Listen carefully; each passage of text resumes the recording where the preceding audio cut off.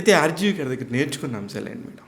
ఏవి చెయ్యాలి, ఇది చేయకూడదు ఆర్జీవి గారి దగ్గర అనుకుని మీరు అనుకుని అబ్జర్వ్ చేసిన అంశాలేంటి? బేసిక్గా అది కంప్లీట్ కోవిడ్ టైం అండి. ఒక 11 to 12 days నా షూట్ అయిపోయింది. రేపటి షూట్ అంటే ముందు రోజే ఈవినింగే వర్క్షాప్ పెట్టేసుకొని 6 to 8 ఆ వర్క్షాప్ చేసుకుంటాం. 8 తర్వాత ఎవరి పని వాళ్ళు చేసుకుంటారు. సో ఆ 11 days అక్కడే ఉన్నాం కాబట్టి ఆయన అంటే దగ్గర మీ క్వారంటైన్ టైం అనమాట ఆర్జీవి గారి దగ్గర. అక్కడ అయిపోయింది. మీ క్వారంటైన్ టైం అంటే ఆర్జీవి గారి దగ్గర. అవును. It was fun, I enjoy. So చాలా ప్రొఫెషనల్ అండి ఆయన.